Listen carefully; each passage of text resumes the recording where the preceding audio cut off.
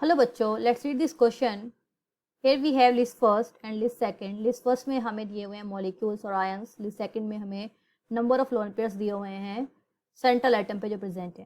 तो A B C D जो molecules हैं उनके सेंट्रल एटम पे जो लोन पेयर्स प्रेजेंट हैं जो लिस्ट सेकंड में दिए गए हैं, फर्स्ट सेकंड थर्ड फोर्थ, उनके साथ मैच कराना है।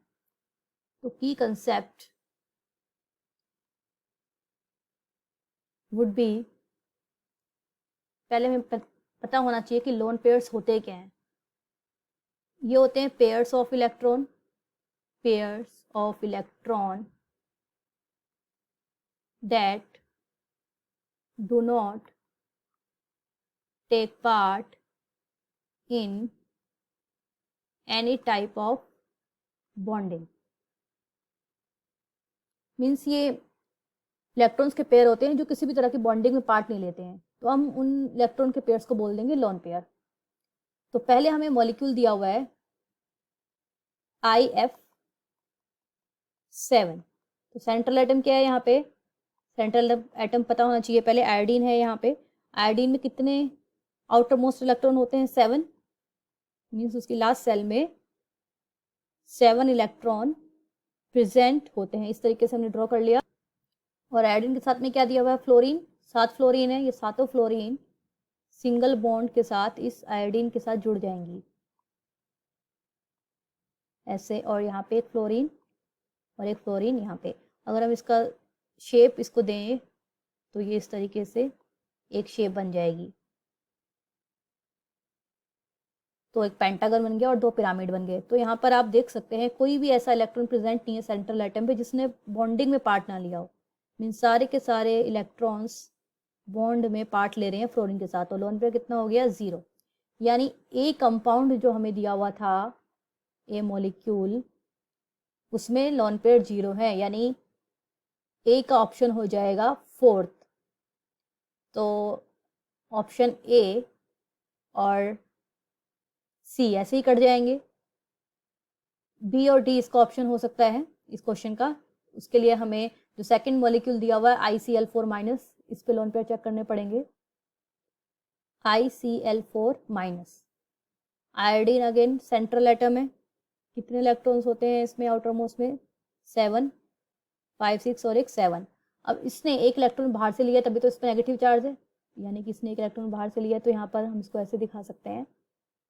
और ये 4 क्लोरीन सिंगल सिंगल बॉन्ड के साथ इस आयोडीन के साथ जुड़ जाएंगी इस तरीके से। अगर हम इसको शेप दें तो ये इस तरीके की शेप बन जाएगी।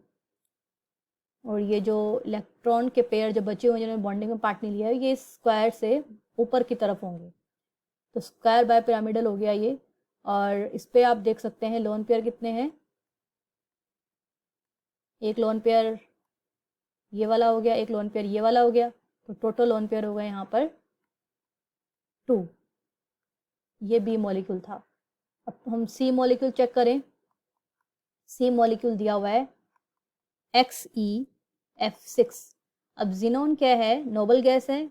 इसका ऑक्टेट कंप्लीट होता है, मीन्स ऑक्टेट में 8 इलेक्ट्रॉन होते हैं, बट फिर भी ये अपना बॉन्डिंग करता है फ्लोरीन के साथ, मॉलिक्यूल बनाता है, क्योंकि इसका ऑक्टेट एक्सटेंड हो सकता है क्योंकि इसमें वैकेंट डी ऑर्बिटल होते हैं। तो ये सारे की सारी फ्लोरीन जिनोन के साथ सिंगल बॉन्ड के साथ जुड़ जाएंगी। सॉरी, इस फ्लोरीन को हम यहाँ दिखा सकते हैं और एक फ्लोरीन यहाँ पे। तो अगर हम इसको जोड़ दें तो इस तरीके से ये बन जाएगा। इस लोन पेयर को हम ऐसे भी दिखा सकते हैं। तो यहाँ पर आप देख सकते हैं ये लोन पेयर बचा है। तो यहाँ पे टोटल लोन पेयर कितना हो गया? 1। ये पेंटागन है। पेंटागन के ऊपर एक पिरामिडल, स्क्वायर पिरामिडल हो गया ये। सॉरी, पेंटागन पिरामिडल हो गया। तो नेक्स्ट स्ट्रक्चर है XeF2। इसका अगर हम स्ट्रक्चर बनाएं तो ये Xe कितने इलेक्ट्रॉन आउटर मोस्ट में? 8। तो अगर हम इसको थोड़ा सा दूसरे तरीके से रिप्रेजेंट करें तो एक लोन पेयर हम यहाँ दिखा सकते हैं, एक लोन पेयर यहाँ पे और एक लोन पेयर ये यहाँ पे। और 2 फ्लोरीन है इन दो फ्लोरीन को हम इस तरीके से दिखा सकते हैं। तो ये स्ट्रक्चर हो गया, लीनियर स्ट्रक्चर हो गया, 3 पिरामिड, 3 यहाँ पे लोन पेयर हो गए। इनको हम ये दिखा सकते हैं ऐसे। तो ये स्ट्रक्चर हो गया। यहाँ पे कितने लोन पेयर हैं? लोन पेयर आप देख सकते हैं यहाँ पे 3 लोन पेयर हैं। तो अगर हम ऑप्शंस देखें तो ऑप्शन बी इसका राइट आंसर हो जाएगा, डी बी गलत है। तो I hope you understood it well. Best of luck.